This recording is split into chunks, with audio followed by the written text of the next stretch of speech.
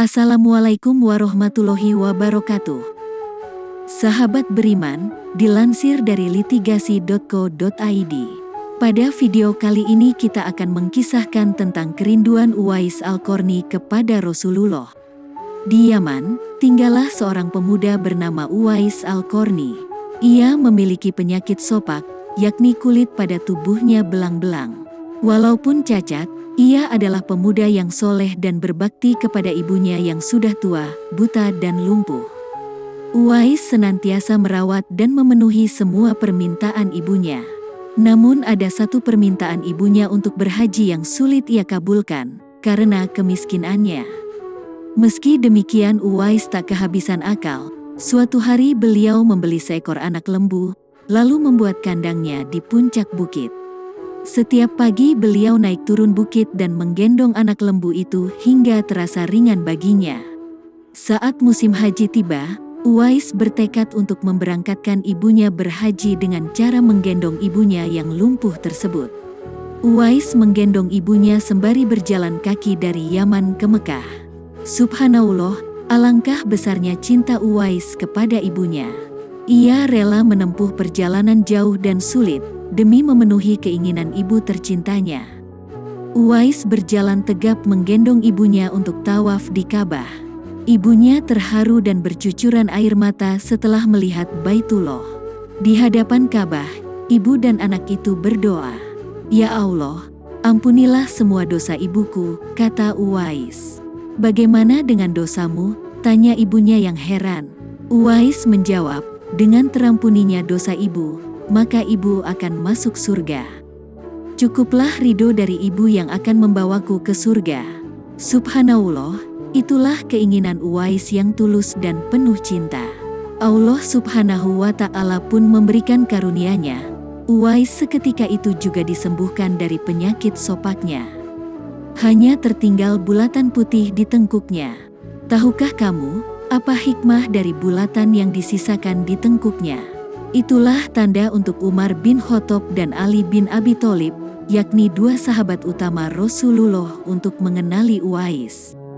Beliau berdua sengaja mencari Uwais di sekitar Ka'bah, karena Rasulullah berpesan kepadanya, "Di zaman kamu nanti, akan lahir seorang manusia yang doanya sangat makbul. Kamu berdua pergilah cari dia.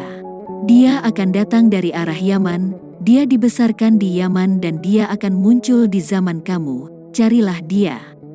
Kalau berjumpa dengan dia, minta tolong dia berdoa untuk kamu berdua. Sesungguhnya Allah mengharamkan atas kamu durhaka pada ibu dan menolak kewajiban, dan meminta yang bukan haknya, membunuh anak hidup-hidup. Dan Allah membenci padamu banyak bicara dan banyak bertanya, demikian pula memboroskan harta, menghamburkan kekayaan." Hadis riwayat Bukhari dan Muslim. Kecintaan Uwais Al-Qarni kepada Rasulullah Shallallahu Alaihi Wasallam. Uwais Al-Qarni terkenal sebagai seorang anak yang taat kepada ibunya dan juga taat beribadah. Uwais Al-Qarni seringkali melakukan puasa. Bila malam tiba, dia selalu berdoa, memohon petunjuk kepada Allah. Alangkah sedihnya hati Uwais setiap melihat tetangganya kembali dari Madinah yang telah bertemu Rasulullah, sedangkan dia belum pernah bertemu Rasulullah. Suatu saat Uwais mendengar tentang patahnya gigi Rasulullah saat perang Uhud. Uwais segera mengetok giginya dengan batu hingga patah. Hal ini dilakukannya karena rasa cintanya kepada Nabi Muhammad SAW, sekalipun ia belum pernah bertemu dengan beliau. Hari demi hari berlalu, dan kerinduan Uwais untuk menemui Rasulullah semakin mendalam. Hatinya selalu bertanya-tanya, kapankah ia dapat bertemu dengan beliau dan memandang wajah beliau dari dekat? Ia rindu mendengar suara Rasulullah, yakni kerinduan karena imannya. Tapi bukankah ia mempunyai seorang ibu yang telah tua buta dan lumpuh? Bagaimana mungkin ia tega meninggalkannya dalam keadaan yang demikian? Hatinya selalu gelisah. Siang dan malam pikirannya diliputi perasaan rindu memandang wajah Nabi Muhammad SAW. Akhirnya, kerinduan kepada Rasulullah yang selama ini dipendamnya tak dapat ditahannya lagi. Pada suatu hari, Uwais datang mendekati ibunya, lalu mencurahkan isi hatinya dan mohon izin kepada ibunya agar ia diperkenankan untuk pergi menemui Rasulullah di Madinah. Ibu Uwais Al-Qarni walaupun telah uzur, merasa terharu ketika mendengar permohonan anaknya. Ia memaklumi perasaan Uwais Al-Qarni seraya berkata, "Pergilah wahai anakku. Temuilah Rasulullah di rumahnya, dan bila telah berjumpa dengannya, segeralah engkau kembali pulang."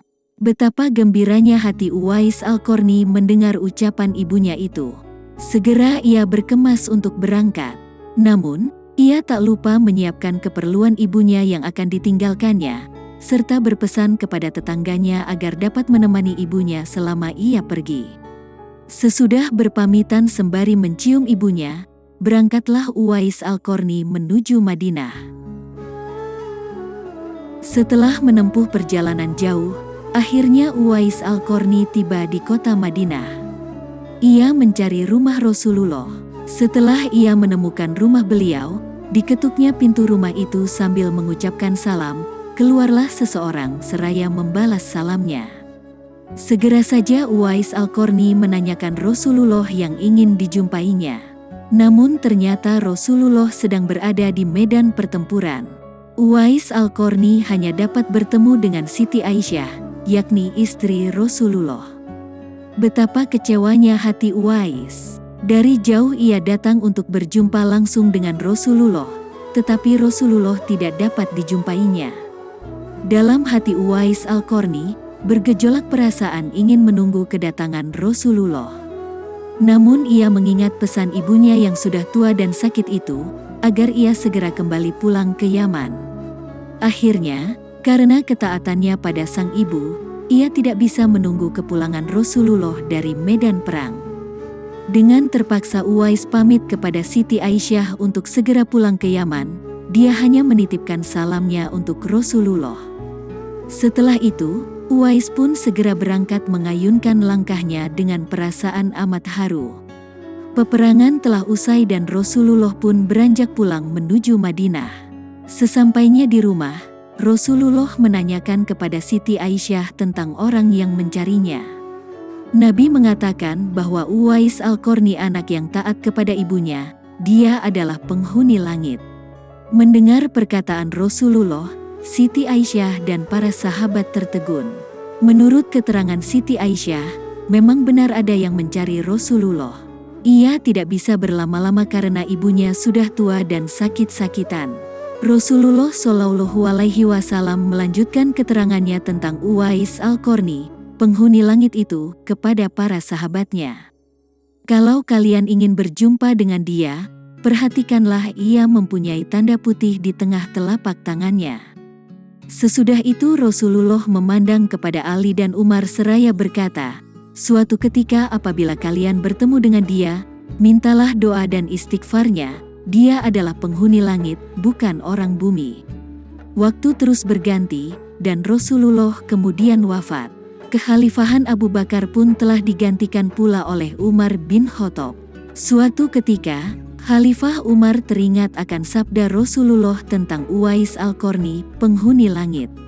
Beliau segera mengingatkan kembali sabda Rasulullah itu kepada sahabat Ali bin Abi Thalib. Sejak saat itu, setiap ada kafilah yang datang dari Yaman, Khalifah Umar dan Ali selalu menanyakan tentang Uwais Al-Qarni, si fakir yang tak punya apa-apa itu, yang bekerja sebagai pengembala domba dan unta setiap hari. Mengapa Khalifah Umar dan sahabat Nabi, Ali, selalu menanyakan dia? Rombongan khalifah dari Yaman menuju Syam silih berganti, membawa barang dagangan mereka. Suatu ketika, Uwais Al-Qarni turut bersama mereka. Rombongan khalifah itu pun tiba di kota Madinah. Melihat ada rombongan khalifah yang baru datang dari Yaman, segera Khalifah Umar dan Ali mendatangi mereka dan menanyakan apakah Uwais Al-Qarni turut bersama mereka. Rombongan kafilah itu mengatakan bahwa Uwais Al-Qarni ada bersama mereka, dia sedang menjaga unta mereka di perbatasan kota. Mendengar jawaban itu, Khalifah Umar dan Ali segera pergi menjumpai Uwais Al-Qarni. Sesampainya di tempat Uwais berada, Khalifah Umar dan Ali memberi salam. Tapi rupanya Uwais sedang melaksanakan sholat. Setelah mengakhiri sholatnya, Uwais menjawab salam Khalifah Umar dan Ali sambil mendekati kedua sahabat Rasulullah ini dan mengulurkan tangannya untuk bersalaman. Sewaktu berjabatan, Khalifah Umar dengan segera membalikkan tangan Uwais untuk membuktikan kebenaran tanda putih yang berada di telapak tangan Uwais, seperti yang pernah dikatakan oleh Rasulullah. Memang benar, tampaklah tanda putih di telapak tangan Uwais Al-Qarni. Wajah Uwais Al-Qarni tampak bercahaya. Benarlah seperti sabda Rasulullah bahwa dia itu adalah penghuni langit.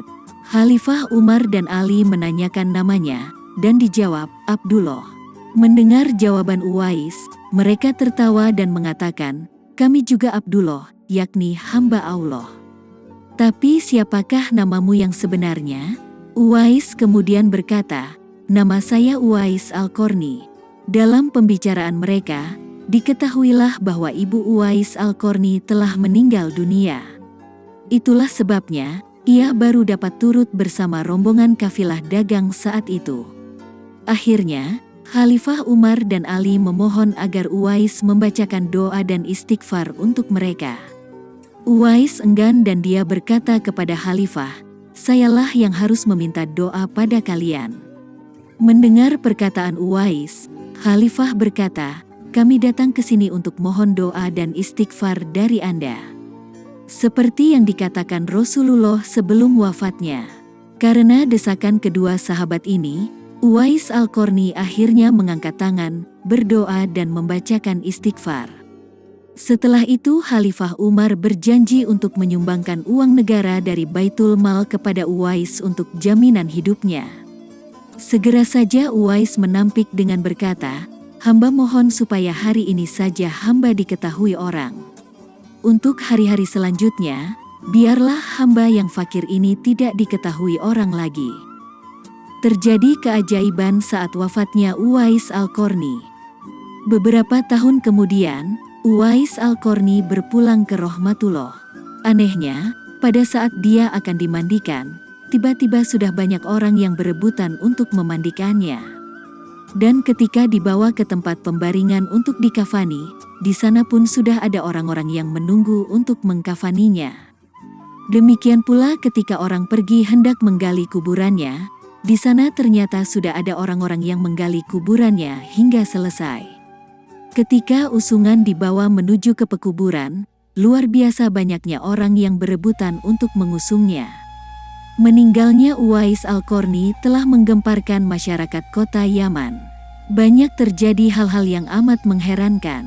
Sedemikian banyaknya orang yang tak kenal berdatangan untuk mengurus jenazah dan pemakamannya, padahal Uwais Al-Qarni adalah seorang fakir yang tidak dihiraukan orang.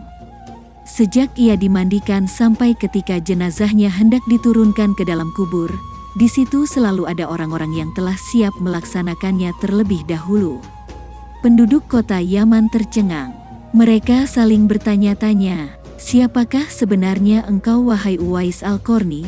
Bukankah Uwais yang kita kenal hanyalah seorang fakir yang tak memiliki apa-apa, yang kerjanya sehari-hari hanyalah sebagai penggembala domba dan unta?